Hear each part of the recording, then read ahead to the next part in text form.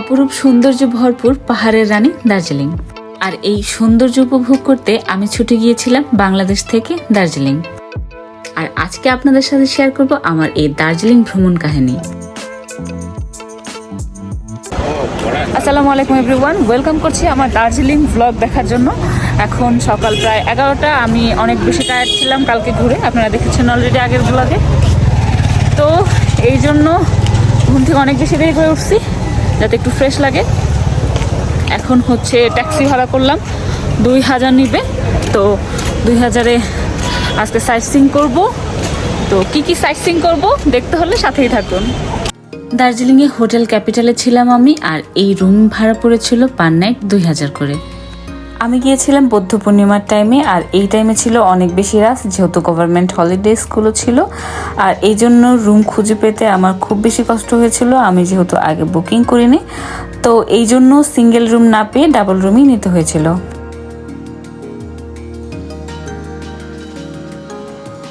আমি হোটেল থেকে নেমে শুরুতেই চলে যাই একটা পেস্ট্রি শপে। আর এই পেস্ট্রি শপে অনেক রকমের পেস্ট্রি কুকিজ ছিল, আর দোকানটাও ছিল অনেক বেশি কালারফুল। দার্জিলিং বা সিকিম এই দিকের পেস্ট্রিগুলো কিন্তু অনেক বেশি মজার। আমি এখান থেকে 2টা পেস্ট্রি নিই, 2টা ফ্লেভারের, যা ছিল 60 রুপি করে।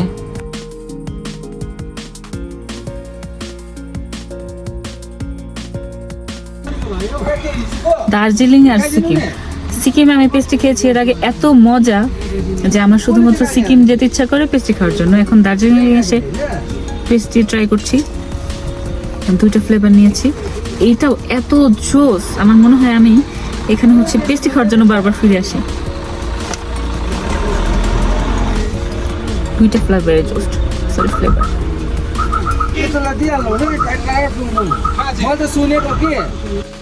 আমি আমার ভ্রমণ শুরু করি পিচ প্যাগোডা এবং জাপানিজ টেম্পলের মাধ্যমে।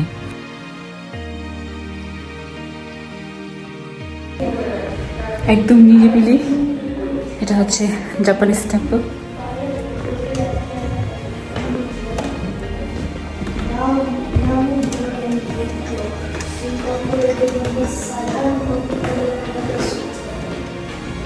How can I pronounce his word? Guys.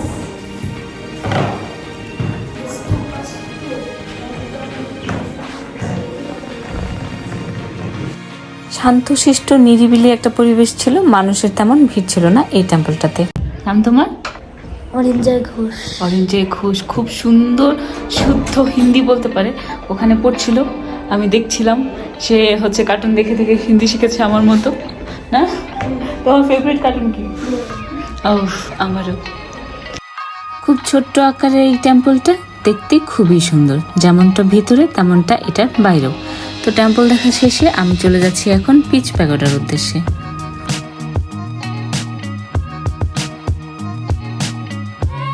সুবিশাল এবং অসম্ভব সুন্দর এই পিচ প্যাগোডা দেখতে আপনিও চলে আসতে পারেন দার্জিলিং।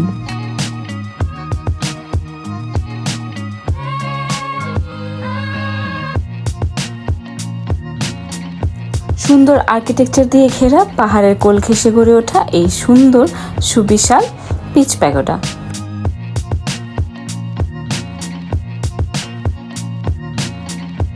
এই সুন্দর দর্শনীয় স্থানটি আমার ভ্রমণ করা শেষ, আর এখন যাচ্ছি পরবর্তী দর্শনীয় স্থানে। যাওয়ার পথে এত সুন্দর রাস্তা আর এত সুন্দর ভিউ, যা বলে বোঝানো যাবে না, অসম্ভব পরিমাণে সুন্দর। আর এই সুন্দর একটা জায়গা দিয়ে আমি যাচ্ছি আমার নেক্সট গন্তব্যস্থলে। আমি এখন আছি হচ্ছে অরেঞ্জ ভ্যালি টি গার্ডেন। এটা অনেক বড় এবং অনেক বেশি সুন্দর, পুরো সবুজ আর সবুজ চারিদিকে। আর পিছনেই পাহাড়ের উপর পুরো মেঘ দেখা যাচ্ছে। পাহাড়ের বুকে এত সুন্দর চায়ের বাগানে দেখা মিলবে শুধুমাত্র দার্জিলিংয়ে। আর এই সুন্দর চা বাগানে একটা সকাল, দুপুর কিংবা বিকেল কাটিয়ে দেওয়া যাবে অনায়াসেই।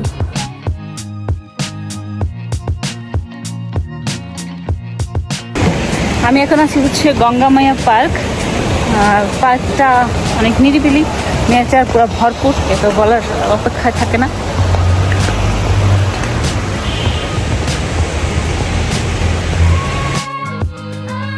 গাছপালা, পাখির কিচিরমিচির শব্দ, পানের কলকল শব্দ, এ যেন স্বর্গরাজ্য। পার্কটা মোটামুটি বড়, তেমন কিছুই নেই, তারপরও হেঁটে যেতে খুবই ভালো লাগবে। এই সুন্দর মনোরম পরিবেশে বসে থাকা যাবে একটা পুরো বিকেল।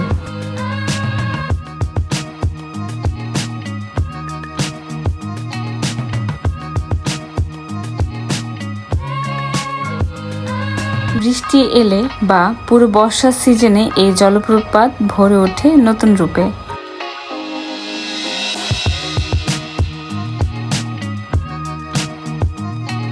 আর এত সুন্দর পরিবেশে মোমো খাওয়ার মজাটাই আলাদা। कितना का है? 50 रुपीज पर हेड है मैम। 50 rupees per head. अच्छा, मैं एक पहनूंगी। आप चलेंगे? कलर चूज कर सकती है? हाँ जी, कलर चूज कीजिए यहाँ पे। ये 1 2 3 4 5 6 होगा आपको। এই ড্রেসটা পরার জন্য আমাকে 50 রুপি দিতে হয়েছিল। আর দার্জিলিং এসে এই ধরনের ট্রেডিশনাল ড্রেস সবাই মোটামুটি পরতে পছন্দ করে।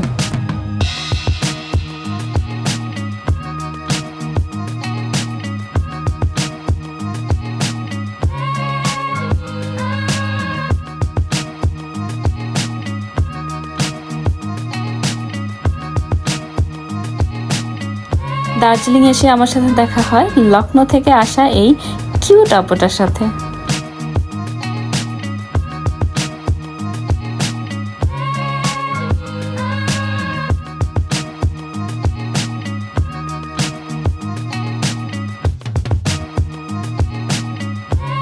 দার্জিলিং রোড দিয়ে আসার সময় আনাচে কানাচে প্রত্যেকটা বাড়ির সামনে এরকম সুন্দর সুন্দর ফুল ফুটতে দেখা যায় সামারে। একটা সময় এই পার্কটা জমজমাট হয়ে থাকলেও কিছুটা দুর্ঘটনার কারণে এই পার্কটা প্রায় নিস্তব্ধ হয়েছিল। আর এই পার্কটার সামনে এই সুন্দর বাড়িটা অনেক বেশি সুন্দর লাগছিল, একটু ভুতুরে ভুতুরে লাগছিল। যতটুকু শুনলাম এই বাড়িটা পুড়িয়ে দেওয়া হয়েছিল, তার জন্যই এমন লাগছে।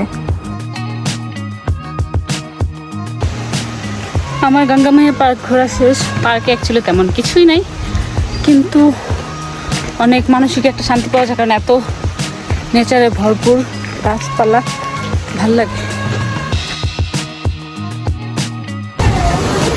আমার পিছনে এটা হচ্ছে রক গার্ডেন ওয়াটারফলস। এইটা আর হচ্ছে গঙ্গামাইয়া প্রায় সেম। গঙ্গামাইয়াটা আমার কাছে বেশি ভালো লাগছে, কারণ ওখানে বসতে অনেক ভালো লাগতেছিল, অনেক পিসফুল ছিল। এখন আমার এত টায়ার্ড লাগছে যে আমার এই পার্কের ভিতরে আর যেতে মন চাইতেছে না। এই তো এই যে এদিকে হচ্ছে ঝর্ণা, আর ওপরে পাহাড়, কিছু বেঞ্চ টেন্সে বসার জন্য। তো কী করবো বুঝতেছি না। ঝর্ণা আছে, এটা এখান থেকে দেখা যাচ্ছে, এই জন্য আমার টিকিট কেটে যেতে ইচ্ছে করছে না। তো রক গার্ডেন ভিউ দেখা হচ্ছে না আপনাদের। রক গার্ডেনের সামনে দাঁড়িয়ে রক গার্ডেনের ঝর্ণাটা কিছুটা সময় উপভোগ করছিলাম। আর এই সামনে দাঁড়িয়ে ঝর্ণাটা উপভোগ করতে বেশ ভালো লাগছিল।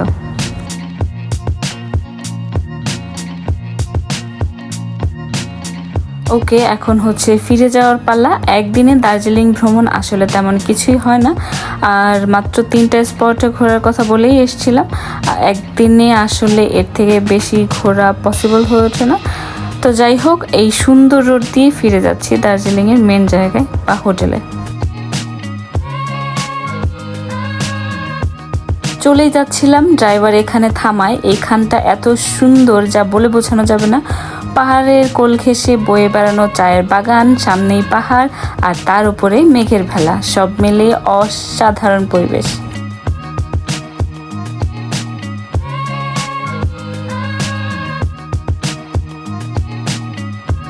এত সুন্দর মিষ্টি একটা বাতাস ছিল, আর সামনেই পাহাড়, সব মিলিয়ে আমার মন তো নেচে ওঠে।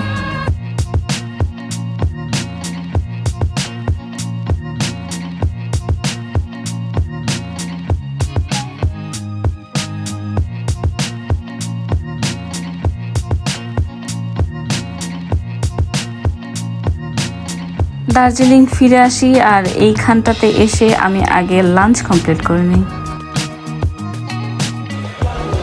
আমার পিছনে এটা দেখতে পাচ্ছেন, এটা হচ্ছে দার্জিলিং রেল স্টেশন। এখান থেকেই টয় ট্রেন ছেড়ে যায় শিলিগুড়ির উদ্দেশ্যে। তো রেল স্টেশনের পিছনেই এই সুন্দর ভিউ, মেঘের জন্য কিচ্ছু দেখা যাচ্ছে না। আর এইদিকেও দার্জিলিং স্টেশন।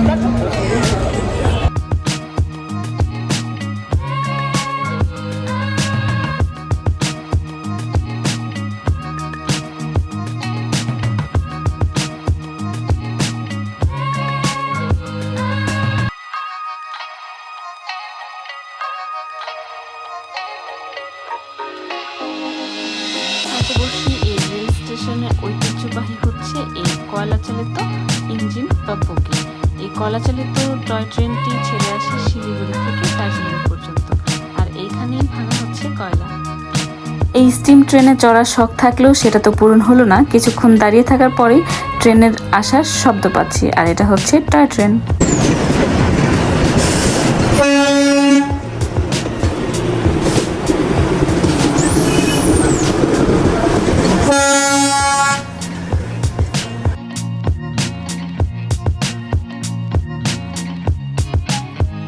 আপনাদেরকে আমি একটু ট্রেনের ভিতরে দেখাই, যদিও আমি এই ট্রেনে রাইড করি নাই, বাট এই হচ্ছে আমাদের সেই কাঙ্ক্ষিত ব্রিটিশ আমলের টয় ট্রেন।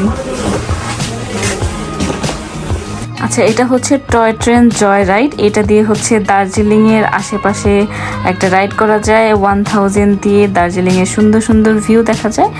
এটা হচ্ছে অ্যাকচুয়ালি সেই একদম পুরনো টয় ট্রেনটা না, এটা ইঞ্জিন চালিত। টয় ট্রেনে না উঠতে পারলেও টয় ট্রেনের সাথে ফ্রি ফটোগ্রাফি এবং হচ্ছে ফ্রি ভিডিও তো বানতে হয়, হ্যাঁ না? তো টয় ট্রেন আসার পরেই আমি হচ্ছে কিছু ছবি তুলে নিই। এখানে দেখতে পাচ্ছেন দার্জিলিংয়ের ড্রেস পরিহিত ঐতিহ্যবাহী দার্জিলিংয়ের ড্রেস পরে একটা মেয়ে হচ্ছে ভিডিও বানাচ্ছে। এটা টিকটক না এমনিতেই ভিডিও জানি না, বাট মেয়েটাকে সুন্দর লাগছিল। দার্জিলিং মেল রোডের কাছেই একটা এন্টিক শপে যাই। এখানে অনেক সুন্দর সুন্দর জিনিস পাওয়া যাচ্ছিল, বাট এইগুলোর প্রাইসও ছিল আকাশচুম্বী।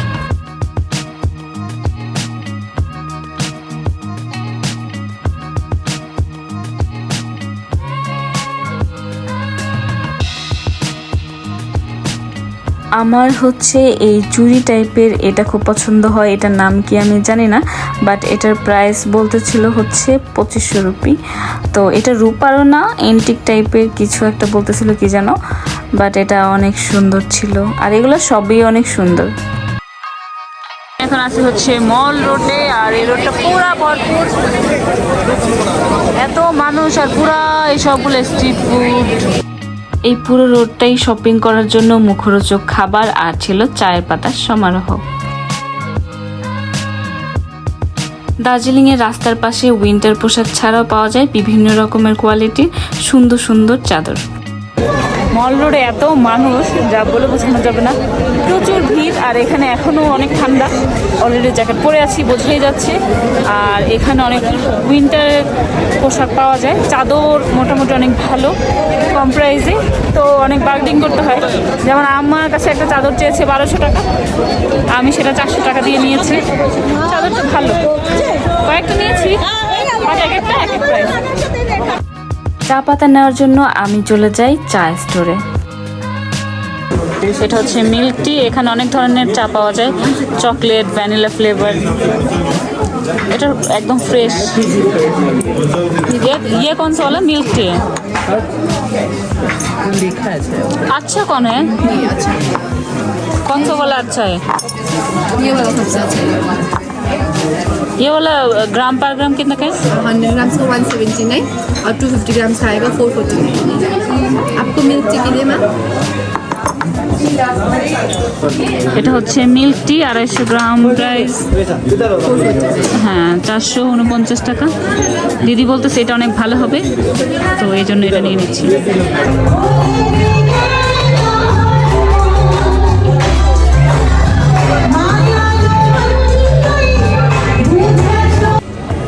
এই সুন্দর এগুলো হচ্ছে 250 টাকা করে, তো আমি একটা নিলাম। ये 350 का है, ये 350 का है, ये 350 का है, ये 250 का है। ও আচ্ছা, এটা 250, এটা হচ্ছে 350, এটা 350। আমি 250 একটা নিয়েছি, ওটা 3 স্তরের, ওটা অনেক সুন্দর।